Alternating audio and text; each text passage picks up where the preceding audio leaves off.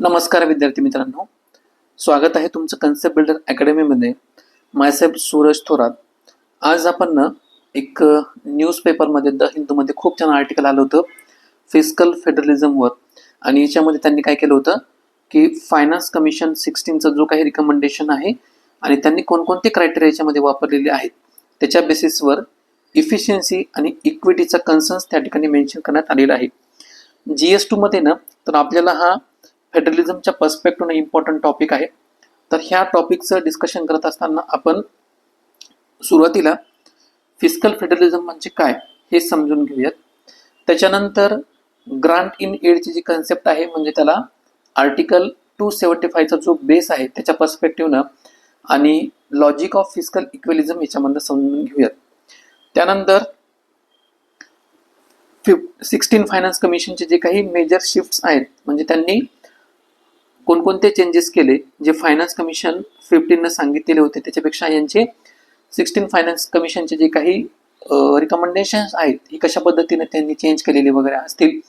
मग आयदर त्याच्यामध्ये revenue deficit grants वगैरे असतील तर त्याच्यामध्ये कमी प्रमाणामध्ये कशा पद्धतीने त्यांचा शेअर वगैरे करण्यात आलेला त्या गोष्टी आपण याच्यामध्ये डिस्कस करणार आहोत. सिमिलरली त्यानंतर आपला जो मेन सेंट्रल आर्ग्युमेंट आहे ना या आर्टिकलचा इफिशियन्सी वर्सेस इक्विटी, तर त्याच्यामधला कन्सर्न्स त्या ठिकाणी जाणून घेणार आहोत. या कन्सेप्टचं बेसिक अंडरस्टँडिंग इफिशियन्सी म्हणजे काय किंवा इक्विटी म्हणजे काय ते सुद्धा आपण याच्यामध्ये बघणार आहोत. आणि फायनली हा जो इश्यू आहे हा सॉल्व्ह करण्यासाठी त्या ठिकाणी कशा पद्धतीचं बॅलन्स किंवा वे फॉरवर्ड आवश्यक आहे हे आपण त्याच्यामध्ये बघूया. ठीक आहे, तर हे आर्टिकल आहे basically fiscal federalism efficiency versus equity concern.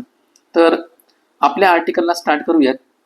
तर ह्या आर्टिकलला स्टार्ट करण्यापूर्वी ना की सुरुवातीला फिस्कल फेडरलिझमचे जे काही बेसिक अंडरस्टँडिंग किंवा बेसिक कन्सेप्ट आहे हे आपण समजून घेऊया. आता फिस्कल फेडरलिझम म्हणजे काय किंवा फेडरलिझम म्हणजे काय माहिती आहे का की एखादं कंट्री असते ना त्या कंट्रीमध्ये पॉवर, रिस्पॉन्सिबिलिटीज, ऑथॉरिटीज ह्या ज्या काही सगळ्या गोष्टी असतात ना तर ह्या वेगवेगळ्या डिव्हिजनमध्ये त्या डिवाइड केलेल्या असतात. म्हणजे फॉर एक्झाम्पल काय की सेंट्रल गव्हर्नमेंट एका साईडला असतं, त्यानंतर स्टेट गव्हर्नमेंट एका साईडला असतं किंवा लोकल बॉडीज ज्या आहेत तर त्या एका साईडला वगैरे असतात. बिफोर 73rd आणि 74th कॉन्स्टिट्युशनल अमेंडमेंट ऍक्ट त्या ठिकाणी दोन त्या ठिकाणी स्ट्रक्चर होते. म्हणजे काय की सेंट्रल गव्हर्नमेंट आणि दुसरं स्टेट गव्हर्नमेंट. 73rd आणि 74th कॉन्स्टिट्युशनल अमेंडमेंट ऍक्ट झाल्यानंतर कॉन्स्टिट्युशनमध्ये लोकल बॉडीज ज्या आहेत म्हणजे पंचायत आणि म्युन्सिपालिटीज ज्या असतील तर त्यांना कॉन्स्टिट्युशनल रिकॉग्निशन किंवा त्या ठिकाणी मान्यता मिळालेली आहे. मग फेडरलिझम जसं तुम्हाला मी सांगितलं ना पॉवर असतील किंवा रिस्पॉन्सिबिलिटी असतील तर या सेंटर आणि स्टेटमध्ये कशा पद्धतीने डिवाइड होतील तर याला काय म्हणतात फेडरलिझम असं म्हणतात. मग सिमिलरली फिस्कल फेडरलिझम म्हणजे काय की गव्हर्नमेंटचा जो काही पैसा वगैरे आहे समजा किंवा इंडियासारख्या कंट्रीमध्ये पैसा सेंटर आणि स्टेट यांच्यामध्ये कशा पद्धतीने वाटला जातो आणि कोणत्या गव्हर्नमेंटला त्या ठिकाणी खर्चाची जबाबदारी जास्त आहे, कोणत्या गव्हर्नमेंटला किती पैसा त्या ठिकाणी मिळणार, तर हे सगळे जे पैशाच्या स्वरूपातल्या ज्या काही गोष्टी वगैरे आहेत इन बिटवीन सेंटर आणि स्टेट याला काय म्हणतात माहिती आहे का फिस्कल फेडरलिझम असं म्हणतात. आता ज्यावेळेस आपण इंडियन कॉन्स्टिट्यूशनचा विचार करतो त्यावेळेस आपल्याला असं लक्षात येतं की सेंटर गव्हर्नमेंट आणि स्टेट गव्हर्नमेंट ह्या दोघांच्याही त्या ठिकाणी रिस्पॉन्सिबिलिटीज ज्या आहेत ना तर ह्या वेगवेगळ्या रिस्पॉन्सिबिलिटीज आहेत. रेव्हेन्यू कलेक्शन करण्याचं जे काम जे आहे ना किंवा एक्सपेंडिचर करण्याच्या ज्या काही रिस्पॉन्सिबिलिटीज आहेत तर ह्या सेम त्यांच्यामध्ये नाहीत. आता उदाहरणार्थ आपल्याला माहिती आहे की सेंटरकडं कम्पॅरेटिव्हली टॅक्स कलेक्शनचे जे काही सोर्सेस वगैरे आहेत म्हणजे काय रेव्हेन्यू कलेक्शन करण्याचं जे काही काम आहे तर सेंटरला त्या ठिकाणी जास्त आहे किंवा त्यांच्याकडे पैसा तो जास्त प्रमाणामध्ये कलेक्ट होत असतो. पण दुसऱ्या साईडला जर आपण बघितलं ना म्हणजे काय की एक्सपेंडिचर ज्या काही रिस्पॉन्सिबिलिटीज असतात एक्सपेंडिचर रिस्पॉन्सिबिलिटीज आणि एका साईडला आपण काय म्हणूया रेव्हेन्यू कलेक्शन. ठीक आहे, रेव्हेन्यू कलेक्शन आपण समजून घेतलं की सेंटर कशा पद्धतीने मोठ्या प्रमाणामध्ये रेव्हेन्यूचं कलेक्शन त्या ठिकाणी करत असतं. आता दुसऱ्या साईडला एक्सपेंडिचर रिस्पॉन्सिबिलिटी आपण बघतो ना तर आपल्याला असं लक्षात येतं जे काही इम्पॉर्टंट त्या ठिकाणी सब्जेक्ट इंडियन कॉन्स्टिट्यूशनमध्ये सांगितलेले आहेत म्हणजे हेल्थ सेक्टरवर एक्सपेंडिचर असेल, एज्युकेशनवर एक्सपेंडिचर असेल, ॲग्रिकल्चर असेल, पोलीस असेल, वेलफेअर स्कीम्स वगैरे असतील किंवा लोकल इन्फ्रास्ट्रक्चर वगैरे असेल तर ह्या सगळ्या गोष्टीवरचं जे काही इन्फ्रास्ट्रक्चरच्या रिलेटेड जे काही खर्च असतो ना तर तो स्टेट गव्हर्नमेंटला त्या ठिकाणी करावा लागतो. म्हणून सेंटरकडे असणारी टॅक्स कलेक्शनची रिस्पॉन्सिबिलिटी टॅक्स कलेक्शनची ऑथॉरिटी आणि एक्सपेंडिचरची स्टेटकडे असणारी जे काही रिस्पॉन्सिबिलिटी आहे, ह्या दोन गोष्टी ज्या असतात ना, यांना काय म्हणतात, व्हर्टिकल फिस्कल इम्बॅलन्स असं म्हणतात. म्हणजे काय, एकाकडे कलेक्शनची जी काही ही आहे म्हणजे पॉवर त्या ठिकाणी दिली झालेली तर एका साईडला आहे, पण खर्चाची जबाबदारी जर बघितलं तर ही दुसऱ्या साईडला आहे. याला सोप्या भाषेमध्ये काय म्हणतात, व्हर्टिकल फिस्कल इम्बॅलन्स असं म्हणतात. आता ज्यावेळेस आपण इंडियामधल्या सगळ्या स्टेटची विचार करतो ना, तर आपल्याला असं लक्षात येतं की सगळ्या स्टेटची इकॉनॉमिक सिच्युएशन त्या ठिकाणी सारखी नाहीये. ठीक आहे, मग काही स्टेट वगैरे असतील, फॉर एक्झाम्पल हिली एरियामध्ये जे काही स्टेट्स वगैरे असतील, किंवा नॉर्थ ईस्टचे जे काही स्टेट वगैरे असतील, किंवा उत्तर प्रदेश असेल, बिहार वगैरे असेल, किंवा राजस्थान वगैरे असतील, अशा पद्धतीचे जे काही स्टेट्स वगैरे असतील, तर यांची त्या ठिकाणी म्हणजे जिओग्राफिकल कनेक्टिव्हिटीमुळे म्हणा, त्यानंतर इन्फ्रास्ट्रक्चर कॉस्ट वगैरे ह्या गोष्टीमुळे म्हणा, तर ह्या स्टेटला त्या ठिकाणी जास्त अडचण फेस करावी लागते. मग सिमिलरली दुसऱ्या साईडला महाराष्ट्रासारखे काही स्टेट वगैरे आहेत, महाराष्ट्र असेल, तामिळनाडू असेल, त्यानंतर कर्नाटक असेल, गुजरात वगैरे असेल, हे जे आहेत ना, तर हे काही प्रमाणामध्ये डेव्हलप स्टेट आहेत इंडियामधले. त्यांच्यामध्ये ना ऑलरेडी इकॉनॉमिक जी आहे किंवा ज्या इन्फ्रास्ट्रक्चरच्या गोष्टी वगैरे असतील त्यानंतर इंडस्ट्रीज वगैरे असतील, तर ह्या चांगल्या पद्धतीनं आधीपासून त्या एस्टॅब्लिश झालेल्या आहेत. त्यामुळे यांची रेव्हेन्यू जनरेशन करण्याची जी कॅपॅसिटी आहे ना, तर ह्या स्टेटपेक्षा, तर ह्या महाराष्ट्र असेल, गुजरात असेल, आंध्र प्रदेश असेल, तर याची त्या ठिकाणी जास्त आहे. आता ही स्टेटमधली जी तफावत आहे ना, त्याला आपण काय म्हणतो माहितीये का, एका साईडला डेव्हलप्ड स्टेट आणि दुसऱ्या साईडला डेव्हलपिंग स्टेट किंवा लिस्ट डेव्हलप स्टेट. तर ही जी तफावत आहे, हा जो डिफरन्स आहे, याला आपण असं म्हणतो व्हर्टिकल फिस्कल इम्बॅलन्स. ठीक आहे, म्हणजे व्हर्टिकल फिस्कल इम्बॅलन्स आणि त्याच्यानंतर याला काय आपण म्हणतो, हॉरिझॉन्टल फिस्कल इम्बॅलन्स असं म्हणतो. म्हणजे वेगवेगळ्या स्टेटमधली जी तफावत आहे त्याला म्हणतो हॉरिझॉन्टल फिस्कल इम्बॅलन्स. आणि सेंटर आणि स्टेट याच्यामध्ये जी काही तफावत आहे फायनान्स आणि रिस्पॉन्सिबिलिटीज, आपण त्याला म्हणतो व्हर्टिकल फिस्कल इम्बॅलन्स असं आपण त्याला म्हणूया. मग इथं ना फायनान्स कमिशनची जी काही भूमिका आहे ती त्या ठिकाणी महत्वाची ठरते. मग फायनान्स कमिशनने केवळ कोणाला किती टॅक्सचा शेअर द्यायचा एवढाच विचार त्या ठिकाणी करायचा नाहीये, तर स्ट्रॉंगर आणि जे काही वीकर स्टेट वगैरे जसं मी तुम्हाला सांगितलं आहेत ना, तर यांच्यामध्ये सुद्धा त्या ठिकाणी फिस्कल बॅलन्स क्रिएट करण्याचं काम फायनान्स कमिशन करत असतं. आता 16 फायनान्स कमिशनला त्या ठिकाणी स्टेटचा जो काही डिव्हिजिबल पूल आहे, आता डिव्हिजिबल पूल म्हणजे काय, सेंटरकडनं स्टेटला मिळणारा म्हणजे टोटल जे कर आहे त्या कराच्या कलेक्शन मधनं जो काही झालेला हिस्स्याचं वाटप आहे ना, तर जे स्टेटला मिळतं त्याला काय म्हणतात, डिव्हिजिबल पूल असं म्हणतात. मग तो जो आहे ना ऑलरेडी म्हणजे 15 फायनान्स कमिशननं तो सांगितलेला जो होता ना 41%, तर तो शेअर त्या ठिकाणी कायम ठेवलेला आहे. 16 फायनान्शियल कमिशन सुद्धा 41% त्या ठिकाणी डिव्हिजिबल पूल असावा. म्हणजे सेंटरकडनं स्टेटकडनं जे काही मनीचं ट्रान्सफर आहे, तर हे टोटल 41% असलं पाहिजे. जेवढं रेव्हेन्यू कलेक्शन झालेलं आहे त्याच्यापैकी 41% असणं गरजेचं आहे. त्याचवेळी ग्रांटच्या स्वरूपामध्ये सुद्धा काय केलेलं आहे, 16 फायनान्स कमिशन त्याच्यामध्ये चेंजेस केलेले आहेत. त्यामुळं इथं जो डिबेट क्रिएट होतो ना, तो फक्त त्या ठिकाणी स्टेटला किती पैसा मिळतो एवढाच नसून त्या ठिकाणी तो पैसा कोणत्या आधारावर मिळतो हे सुद्धा इम्पॉर्टंट आहे, ते सुद्धा आपल्याला बघणं गरजेचं आहे. त्यामुळं हा जो संपूर्ण टॉपिक आहे ना, तर ह्या संपूर्ण टॉपिकचा सेंट्रल क्वेश्चन असाच आहे, आपण इफिशियन्सी आणि फिस्कल फेडरलिझम वाढवताना दुसऱ्या साईडला इकॉनॉमिकली वीकर स्टेट असतील ना, तर त्यांची इक्विटी किंवा फिस्कल जस्टिस जे आहे त्यांच्यावर होणारा जो काही अन्याय आहे तो सुद्धा त्या ठिकाणी आपल्याला दुर्लक्षित करता कामा नये. त्यानंतर नेक्स्ट आपला पॉइंट आहे ग्रांट इन एड आणि लॉजिक ऑफ फिस्कल इक्विलायझेशन. आता आपण ग्रांट इन एड हे का आवश्यक आहे हे सोप्या भाषेमध्ये सुरुवातीला समजून घेऊया. जसं मी तुम्हाला सुरुवातीला सांगितलं होतं की आर्टिकल 275 याच्यामध्ये ना की स्टेटला ग्रांट इन एड प्रोव्हाइड करण्याची त्या ठिकाणी कॉन्स्टिट्यूशन मध्ये व्यवस्था करण्यात आली आहे. यामागची जर बेसिक फिस्कल फिलॉसॉफी जर बघितली किंवा आपण जर फिलॉसॉफी याच्यामध्ये बघितली, तर ह्या फिलॉसॉफीमुळे काय होतं किंवा ह्या ग्रांट इन एडमुळे काय होतं माहिती का, की फिस्कल इक्विलायझेशन त्या ठिकाणी क्रिएट होतं. म्हणजे काय की प्रत्येक स्टेटला त्या ठिकाणी अगदी समान रक्कम जरी त्या ठिकाणी देणं शक्य नसेल, पण त्यांच्या परिस्थितीनुसार त्यांना आवश्यक सपोर्ट त्या ठिकाणी प्रोव्हाइड केला जातो. याला काय म्हणतात, फिस्कल इक्विलायझेशन असं म्हणतात. आणि फिस्कल इक्विलायझेशन हे कशाच्या मार्फत त्या ठिकाणी फिक्स केलं जातं की ग्रांट इन एडच्या मार्फत. आणि ग्रांट इन एडचं जे काही प्रोव्हिजन आहे हे इंडियन कॉन्स्टिट्यूशन मध्ये आर्टिकल 275 च्या अंतर्गत त्या ठिकाणी सांगितलेलं आहे. ठीक आहे, मग टॅक्स डिव्होल्युशन साठी ना एक नेहमी त्या ठिकाणी फॉर्म्युला असतो पण हा फॉर्म्युला जर आपण ज्यावेळेस वापरतो किंवा वापरल्यानंतर प्रत्येक स्टेटची काही स्पेसिफिक प्रॉब्लेम आहे, तर या प्रॉब्लेम जी काही प्रत्येक स्टेटची स्पेसिफिक प्रॉब्लेम आहे ना, तर ही प्रॉब्लेम आपण त्या प्रत्येक वेळेस त्या स्पेसिफिक फॉर्म्युला त्या ठिकाणी कॅप्चर करू शकत नाही.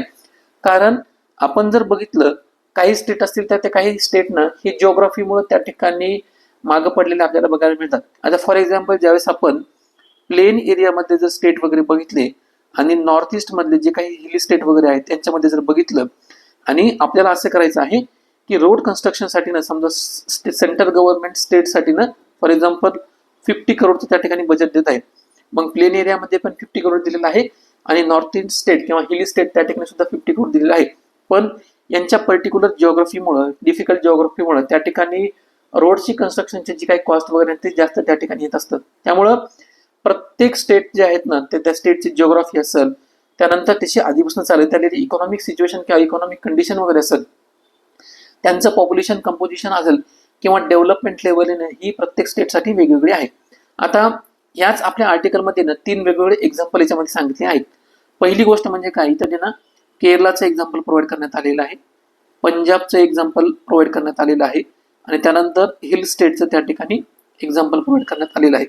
मग ज्यावेळेस केरळाचं एक्झाम्पल त्या ठिकाणी प्रोव्हाइड केलेलं आहे, मग केरळाचं जर आपण बघितलं तर ह्युमन डेव्हलपमेंट मॉडेल जे आहे तर या ठिकाणी आपल्याला स्ट्रॉंग दिसतं.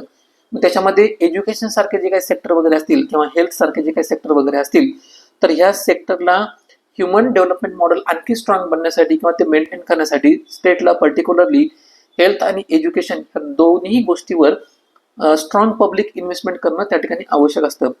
त्यामुळं जर स्टेटचा शेअर याच्यामधनं जर कमी केला तर ऑटोमॅटिकली हे जे स्टेट वगैरे आहे चांगली परफॉर्म करणारे स्टेट, तर त्यांच्या पब्लिक इन्व्हेस्टमेंटनुसार त्या ठिकाणी चेंजेस करण्याची सुद्धा आवश्यकता येते किंवा प्रेशर येऊ शकतं. ठीक आहे. मग सिमिलरली ज्यावेळेस आपण पंजाबचा विचार करतो तर पंजाबमध्ये आपल्या लक्षात येतं की नॅशनल फूड सिक्युरिटी पर्स्पेक्टिव्हच्या दृष्टीनं त्या ठिकाणी पंजाबनं फूड सिक्युरिटी मेंटेन करण्यासाठी एक इम्पॉर्टंट मॉडेल म्हणून समोर आलेलं आहे. मग राईस असेल किंवा व्हीट वगैरे असेल तर यांच्या प्रोडक्शनवर पंजाबनं फोकस केल्यामुळे ना बऱ्यापैकी देशाला त्या ठिकाणी फायदा झालेला आहे. पण त्या इकॉनॉमिक स्ट्रक्चरमुळे म्हणजे काय की ॲग्रिकल्चरमध्ये जे काही इन्सेंटिव्ह हे गव्हर्नमेंट प्रोव्हाइड करतं ना, आणि ह्या इन्सेंटिव्हमुळे त्या ठिकाणी व्हीट आणि राईसचं जे काही प्रोडक्शन वाढलेलं आहे, हे जे इकॉनॉमिक स्ट्रक्चर आहे ना त्या ठिकाणी रेव्हेन्यूचा जो बेस आहे त्या ठिकाणी काही लिमिटेशन्स आपल्याला बघायला मिळतात. म्हणजे पंजाबनं जर असं ठरवलं की ह्या व्हीट प्रोडक्शनमधनं किंवा राईस प्रोडक्शनमधनं त्यांचा जो काही इन्व्हेस्टमेंटचा पार्ट आहे तर दुसऱ्या ठिकाणी सेक्टरमध्ये इन्व्हेस्टमेंट करायचा, तर आपण नॅशनल फूड सिक्युरिटीच्या पर्स्पेक्टिव्हनं तर बघितलं तर त्याचा निगेटिव्ह इम्पॅक्ट याच्यावर होऊ शकतो. सिमिलरली नॉर्थ ईस्ट मधले किंवा हिली स्टेट वगैरे आहेत, तर एखादा रोड इन्फ्रास्ट्रक्चर वगैरे असेल किंवा बेसिक इन्फ्रास्ट्रक्चर प्रोजेक्ट जर त्या स्टेटमध्ये इम्प्लिमेंट करायचे असतील तर त्या ठिकाणी प्लेन एरियामधले जे काही स्टेट वगैरे आहेत तर त्याची जर कॉस्ट आपल्याला त्या ठिकाणी जास्त दिसू शकतं.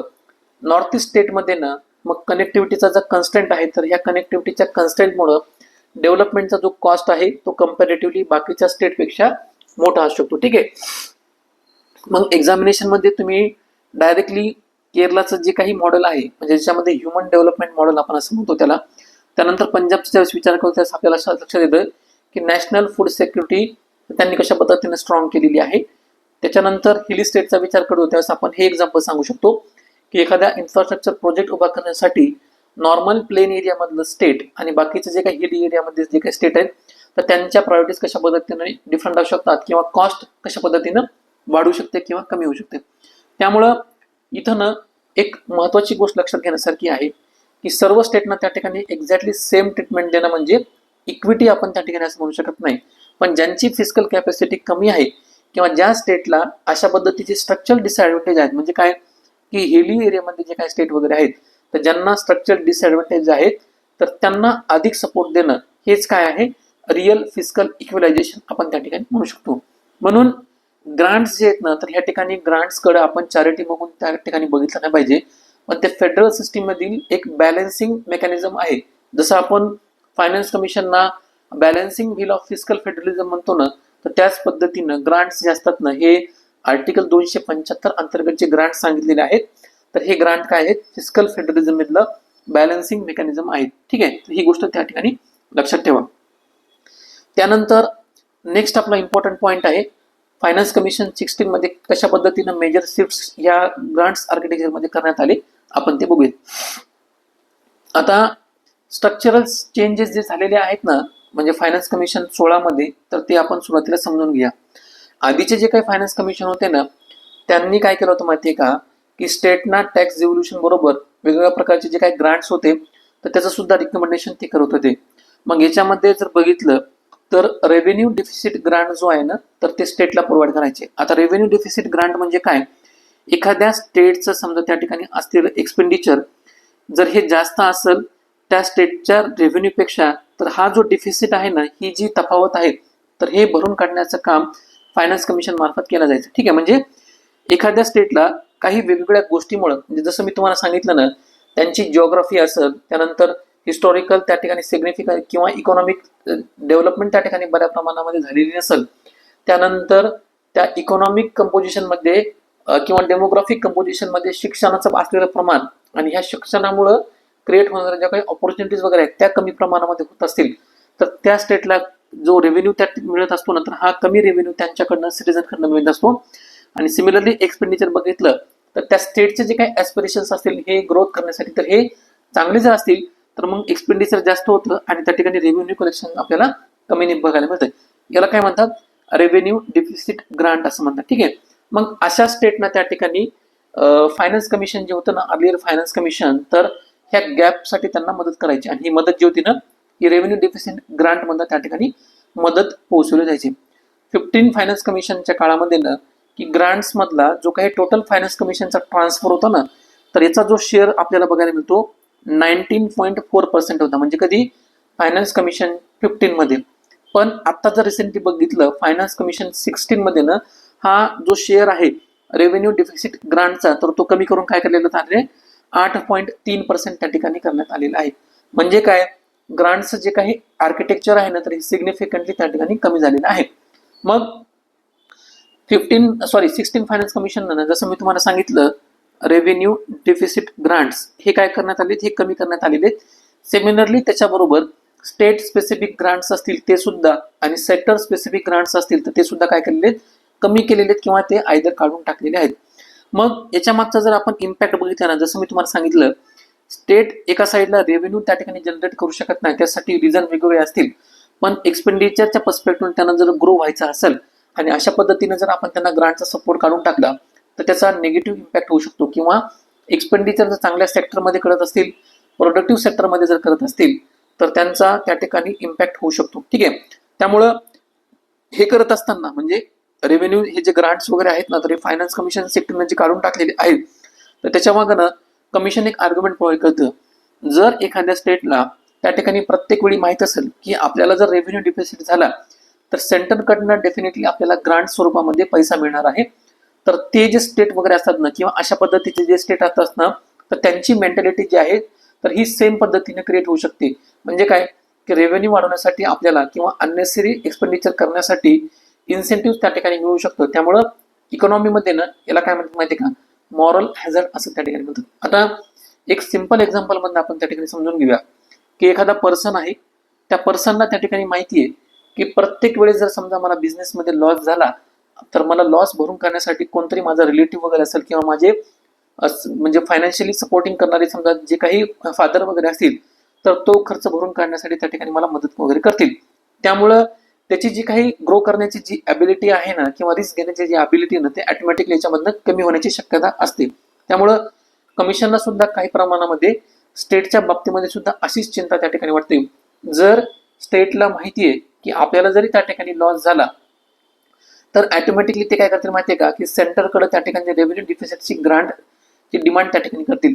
त्यामुळे स्टेटमधले जे काही ग्रोथसाठीचे जे काही ॲस्पिरेशन्स वगैरे असतील किंवा त्या पर्टिक्युलरली स्टेटमधनं होणारं जे काही कलेक्शन वगैरे आहे, तर हे ऑटोमॅटिकली कधीच वाढणार नाही असं त्यांचं आर्ग्युमेंट आहे. पण इथं ना एक काउंटर क्वेश्चन त्या ठिकाणी खूप महत्वाचं आहे.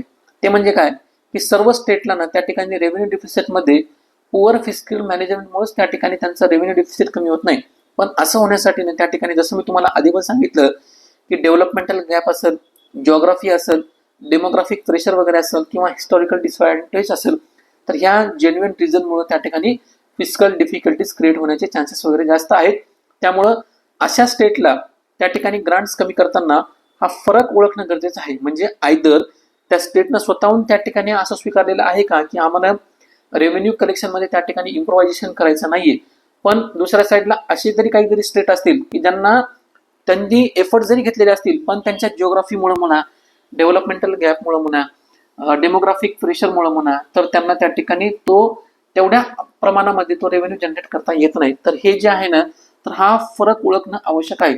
अन्यथा डिसिप्लिन आणण्याच्या नादामध्ये काय होईल माहितीये का, जेन्युइन फिस्कल नीड असलेल्या स्टेटला त्या ठिकाणी हे जे प्रोव्हिजन आहे फायनान्स कमिशन 16चं की ज्यांनी रेव्हेन्यू डिफिसिट ग्रांट हे कमी केलेलं आहे, सेक्टर स्पेसिफिक ग्रांट कमी केलेलं आहे किंवा स्टेट स्पेसिफिक ग्रांट हे कमी केलेलं आहे, तर हे त्यांना म्हणजे ॲज पनिशमेंट त्या ठिकाणी वाटू शकतं. म्हणजे ठीक आहे, म्हणजे सेंटरला जरी किंवा फायनान्स कमिशन 16 जरी हे जेन्युइन फिस्कल नीड त्या ठिकाणी किंवा डिसिप्लिनचा हा इश्यू वाटत असेल, पण दुसऱ्या साईडला ज्यांची खरंच गरज आहे तर ह्या स्टेटला ती पनिशमेंट वाढू शकते. त्यानंतर नेक्स्ट आपला पॉईंट आहे इफिशियन्सी वर्सेस इक्विटीचा. ठीक आहे, म्हणजे हा आपल्या आर्टिकलचा कोर कन्सेंट आहे किंवा कोर डिबेट आपण असं तर म्हणू शकतो. फायनान्स कमिशन ज्यावेळेस टॅक्स डिव्होल्युशन करतं ना, तर त्यावेळेस वेगवेगळे क्रायटेरिया त्यांनी वापरलेले असतात. त्यापैकी एक इम्पॉर्टंट क्रायटेरिया म्हणजे काय की इन्कम डिस्टन्स हा इम्पॉर्टंट क्रायटेरिया आहे. आता सुरुवातीला इन्कम डिस्टन्स मी तुम्हाला समजून सांगतो. आता असं कन्सिडर करा की दोन स्टेट आहेत, एक म्हणजे काय महाराष्ट्र आणि दुसरी गोष्ट म्हणजे काय की नागालँड. आता ज्यावेळेस आपण नागालँडचा विचार करतो ना, तर त्यावेळेस आपल्याला असं लक्षात येतं की पर कॅपिटा इन्कम जे आहे ना, तर हे दोन्ही स्टेटमध्ये वेगवेगळं आहे. नागालँडचा विचार केला तर आपल्याला असं लक्षात येतं की 50,000 असं समजूया की पर कॅपिटा इन्कम त्या ठिकाणी प्रत्येक सिटीजनचा आहे. आणि महाराष्ट्राचा ज्यावेळेस आपण विचार करतो त्यावेळेस आपल्याला असं लक्षात येतं की 2 लाख जे आहे ना, तर हे पर कॅपिटा इन्कम ह्या स्टेटमध्ये आहे. मग हा जो इन्कम मधला गॅप आहे ना, त्याला काय म्हणतात माहितीये का, इन्कम डिस्टन्स असं त्या ठिकाणी म्हणतात. आणि ह्याच इन्कम डिस्टन्सच्या बेसिसवर काय केलं जातं माहितीये का, फायनान्स कमिशन त्या ठिकाणी one of the criteria use करत असते की किती जो सेंटरचा शेअर आहे किंवा स्टेटमध्ये जो शेअर आहे ना, तर कशा पद्धतीनं व्हर्टिकली किंवा हॉरिझॉन्टली त्या ठिकाणी डिस्ट्रीब्यूट करायचा.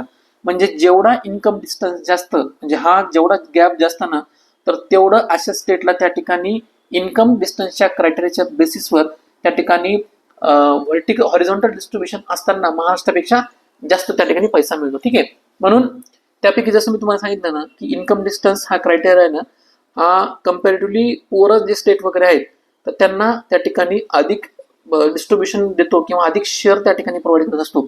मग फायनान्स कमिशन 16 काय केलेलं म्हणजे माहिती का की इन्कम डिस्टन्सचा जो क्रायटेरिया आहे तो सुद्धा याच्यामध्ये कमी करण्यात आलेला आहे. मग तो सुरुवातीला 15 फायनान्स कमिशन मध्ये 45% वरनं 16 फायनान्स कमिशन यांनी काय केलेलं आहे 42.5% करण्यात आलेलं आहे. त्याचवेळी स्टेटच्या जीडीपी कॉन्ट्रीब्युशन त्यांनी काय करण्यात आलेलं आहे 10% हे वेटेज प्रोव्हाइड करण्यात आलेलं आहे. आता याचा मागचा जर फायनान्स कमिशनचा जर आपण आर्ग्युमेंट बघितलं तर तो इफिशियन्सीचा आर्ग्युमेंट आहे असं ते म्हणतात. ठीक आहे, ज्या स्टेट देशाच्या जीडीपी मध्ये त्या ठिकाणी जास्त कॉन्ट्रीब्युशन करतात किंवा कॉन्ट्रीब्युशन देतात, इकॉनॉमिक ऍक्टिव्हिटी त्या ठिकाणी त्या स्टेटमुळे वाढलेली असते किंवा रेव्हेन्यू जनरेशन मध्ये अशा स्टेटनं जर काही चांगली कामगिरी केलेली असेल तर त्यांना रिवॉर्ड करणं हे गरजेचं आहे. पण रिवॉर्ड करत असताना आपण दुसरी बाजू सुद्धा त्या ठिकाणी लक्षात घेतली पाहिजे. ती म्हणजे काय, ऑलरेडी जे काही डेव्हलप्ड स्टेट आहेत ना, तर त्यांच्या परफॉर्मन्ससाठी ऍडिशनल ऍडव्हान्टेज जरी मिळत असेल, पण हिस्टॉरिकली विकर स्टेट जे आहेत तर ते त्या ठिकाणी मागं राहणं गरजेचं नाहीये किंवा ते अशा पद्धतीनं जर त्या ठिकाणी फक्त रिवॉर्ड करत गेलं तर बाकीचे जे काही स्टेट वगैरे तर ते मागं राहण्याची भीती त्या ठिकाणी निर्माण होते. त्यामुळं ह्या आर्टिकलमध्ये ना नॉर्थ ईस्टचे जे काही स्टेट वगैरे असतील किंवा फिजिकली स्ट्रेस जे काही स्टेट वगैरे असतील ना, तर यासारख्या स्टेटला स्ट्रक्चरली डिसएडव्हान्टेज रिजन बद्दल चिंता त्या ठिकाणी व्यक्त करण्यात आलेली आहे. त्यांचा जो काही टॅक्स डिव्होल्युशन आहे हा शेअर कमी झाला आणि त्याचवेळी कॉम्पेन्सेटिव्ह ग्रँट्स देखील आपण बघितलेला आहे कमी झालेला आहे. तर ह्या दोन्ही गोष्टीमुळे काय झालेलं आहे की ह्या विकर स्टेटवर किंवा फायनान्शियली स्ट्रेस जे काही स्टेट वगैरे त्यांच्यावर डबल बर्डन त्या ठिकाणी आपल्याला बघायला मिळते. त्यानंतर नेक्स्ट इम्पॉर्टंट पॉईंट म्हणजे काय की फायनान्स कमिशन 16 काय केलेलं आहे, लोकल गव्हर्नमेंटसाठी जवळपास 7.2 लाख करोडचा ग्रांट त्या ठिकाणी प्रस्तावित केलेला आहे. पण या ग्रांटमध्ये ना हा प्रोव्हाइड करत असताना त्यांनी काही परफॉर्मन्स कंडिशन सुद्धा जोडलेले आहेत. म्हणजे काय, वॉटर असेल, सॅनिटेशन असेल किंवा स्वतःचं रेव्हेन्यूचं मोबिलायझेशन करणं असेल किंवा ऑडिटेड अकाउंट्स वगैरे असतील तर हे सुद्धा याच्याबरोबर जोडलेलं आहे. बाकी हे जे काही इंडिकेटर्स वगैरे असतील ना, जेवढे चांगले, ठीक आहे, किंवा जेवढे कंडिशन त्या ठिकाणी चांगल्या, तर त्याच्या बेसिसवर या ठिकाणी लोकल गव्हर्नमेंटला ग्रांट्स तेवढे जास्त मिळणार. मग आपण इथे एक गोष्ट लक्षात घेतली पाहिजे, ती म्हणजे योग्य क्रायटेरिया किंवा कंडिशन स्वतःमध्ये जर बघितलं ना, तर ह्या चुकीच्या नाही. त्या एका साईडला अकाउंटेबिलिटी वाढू शकतात, पण वीक ऍडमिनिस्ट्रेटिव्ह कॅपॅसिटी असलेले जे काही लोकल बॉडीज वगैरे आहेत, तर त्यांचं जर टार्गेट अचीव्ह करता आलं नाही आणि त्यांना जर समजा प्रत्येक वेळेस निधी कमी मिळू लागला, तर मग काय होऊ शकतं माहितीये का, ऑलरेडी ज्या इन्स्टिट्यूशन आधीपासून ज्या वीक आहेत ना, तर त्या आणखी वीक होण्याचा धोका त्या ठिकाणी निर्माण होऊ शकतो. म्हणून आपण या एका साईडला असं म्हणत असतो की एका साईडला आपल्याला फिस्कल डिसिप्लिन आवश्यक आहे, पण fiscal discipline can not become a substitute for fiscal justice. त्यामुळं जर आपल्याला एखाद्या स्टेटला फिस्कल जस्टिस प्रोव्हाइड करायचं असेल, तर फक्त त्या ठिकाणी फिस्कल डिसिप्लिन गरजेचं नाहीये, त्यांना सपोर्ट देणं सुद्धा त्या ठिकाणी गरजेचं आहे. त्यामुळं फायनली जो आपला पॉईंट असणार आहे की कशा पद्धतीने हे जे बॅलन्स आहे ते आपण या आर्टिकल मधनं क्रिएट करू शकतो, किंवा एक फायनल बॅलन्स आपण कशा पद्धतीनं आपण प्रोव्हाइड करू शकतो ते आपण समजून घेऊयात. आता जसं म्हणलं ना की आपण त्या ठिकाणी असं म्हटलेलं आहे की डायरेक्टली असं त्या ठिकाणी म्हणू शकत नाही की परफॉर्मन्सला प्रत्येक वेळेस त्या ठिकाणी रिवॉर्ड करणं गरजेचं नाहीये, किंवा जे काही बेस्ट परफॉर्मिंग स्टेट आहेत किंवा इकॉनॉमिकली डेव्हलप्ड स्टेट आहेत त्यांना आपल्याला रिवॉर्ड करायचा नाही. एखाद्या स्टेटनं जर त्या ठिकाणी फिस्कल डिसिप्लिन मेंटेन करत असेल, स्वतःचं रेव्हेन्यूचं मोबिलायझेशन त्या ठिकाणी चांगल्या पद्धतीने वाढवत असेल, किंवा पब्लिक मनी इफेक्टिव्हली त्या ठिकाणी जर यूज करत असेल, तर त्यांना इन्सेंटिव्ह देणं हे मिळणं हे योग्यच आहे. म्हणजे त्यांच्या रिवॉर्डला रिकग्निशन प्रोव्हाइड करणं हे कधी पण योग्य आहे. पण त्याच वेळी आपण हेही लक्षात घेतलं पाहिजे, ज्यावेळेस आपण इंडियाचा फेडरल सिस्टमचा विचार करतो, तर प्रत्येक स्टेट जे ना त्याची स्टार्टिंग पॉईंट त्या ठिकाणी इक्वल नसते किंवा समान राहिलेली नाही. स्टेटचे जे काही इकॉनॉमिकली स्ट्रॉंग स्टेट आहेत, तर भारतामध्ये तशा पद्धतीनं हिस्टॉरिकल असेल, जिओग्राफिकल असेल किंवा स्ट्रक्चरल रिजनमुळे मागे राहिलेले स्टेट सुद्धा भारतामध्ये आहेत. म्हणून फायनान्स कमिशनचा जो काही अप्रोच वगैरे आहे ना, तर हा फक्त हू परफॉर्म बेटर एवढ्याच बेसिसवर त्या ठिकाणी नसावा किंवा हाच एवढा क्रायटेरिया नसावा, but who genuinely need greater support हे सुद्धा त्याच्यामध्ये क्रायटेरिया असणं गरजेचं आहे. मग हा जर क्रायटेरिया फायनान्स कमिशननं जर यूज केला, तर त्याच्यामध्ये जसं मी तुम्हाला सांगितलं, बेटर परफॉर्मिंग स्टेट आणि वीकर इकॉनॉमिकली स्टेट यांना सुद्धा त्या ठिकाणी काय होईल माहिती का, वीकर इकॉनॉमिक स्टेट त्या ठिकाणी आपण सपोर्ट करू शकू, आणि जे काही बेटर परफॉर्मिंग स्टेट आहेत तर त्यांच्या बेटर इकॉनॉमिक ऍक्टिव्हिटीला आपण त्या ठिकाणी रिवॉर्ड प्रोव्हाइड करू शकू. ठीक आहे, त्यामुळं एक बॅलन्स मॉडेल कशा पद्धतीने असू शकतो आपण त्या ठिकाणी सांगूयात. मग प्रत्येक डिसएडव्हान्टेज स्टेट आहे ना, तर त्या प्रत्येक डिसएडव्हान्टेज स्टेटला त्या ठिकाणी बेसिक इक्वलायझेशन सपोर्ट प्रोव्हाइड करणं गरजेचं आहे, आणि त्यानंतर बेटर परफॉर्मन्स किंवा अकाउंटेबिलिटी किंवा रेव्हेन्यू मोबिलायझेशन करणारे जे काही स्टेट वगैरे आहेत ना, तर त्यांना ऍडिशनल इन्सेंटिव्ह आपण त्या ठिकाणी देऊ शकतो. मग शेवटी फायनली ह्या टॉपिक मधनं सांगण्यासारखी एकच महत्वाची गोष्ट म्हणजे काय, की स्ट्रॉंग फिस्कल फेडरलिझम म्हणजे फक्त त्या ठिकाणी इफिशियंट स्टेट जे आहेत तर त्यांना रिवॉर्ड करणं नाहीये, तर प्रत्येक स्टेटला आपल्या कॉन्स्टिट्युशनल रिस्पॉन्सिबिलिटीज इफेक्टिव्हली पूर्ण करण्यासाठी की एवढं फिस्कल किंवा त्या ठिकाणी ना त्यांना जे काही रिस्पॉन्सिबिलिटीज आहेत कॉन्स्टिट्यूशन मध्ये सांगितलेल्या त्या पूर्ण करता येतील एवढी फेअर फिस्कल कॅपॅसिटी त्यांना अवेलेबल करून देणं, तर हेच फायनान्स कमिशनचं त्या ठिकाणी एक मेजर गोल किंवा मेजर क्रायटेरिया त्या ठिकाणी असलं पाहिजे. ठीक आहे, म्हणजे प्रत्येक स्टेटला ना, जसं मी तुम्हाला सांगितलं, सेंटरला रेव्हेन्यू कलेक्शन करण्याची जास्त पॉवर त्या ठिकाणी आहे, पण रिस्पॉन्सिबिलिटीच्या पर्स्पेक्टिव्हने बघितलं तर स्टेटकडे ह्या ग्राउंड लेवलच्या रिस्पॉन्सिबिलिटीज जास्त आहेत, आणि ह्या कॉन्स्टिट्यूशन मधल्या ज्या काही रिस्पॉन्सिबिलिटीज आहेत तर ह्या जर आपल्याला फुलफिल करायच्या असतील, आणि जर असं वाटत असेल की प्रत्येक स्टेटला त्या ठिकाणी ग्रो करणं गरजेचं आहे, तर एखाद्या विकर स्टेटला आपण त्या ठिकाणी मागे ठेवू शकत नाही, तर आपल्याला त्या प्रत्येक स्टेटला सोबत घेऊन चालणं गरजेचं आहे. ठीक आहे, तर इथं आपलं हे आर्टिकल संपलेलं आहे. जर तुम्हाला हे आपलं आर्टिकल जर आवडलेलं असेल, याच्या नोट्स त्या ठिकाणी पाहिजे असतील, तर डिस्क्रिप्शन बॉक्समध्ये मी त्या ठिकाणी टेलिग्राम चॅनलची लिंक सुद्धा प्रोव्हाइड केलेली आहे. तुम्ही डायरेक्टली त्या ठिकाणी टेलिग्राम चॅनल सुद्धा जॉईन करू शकता.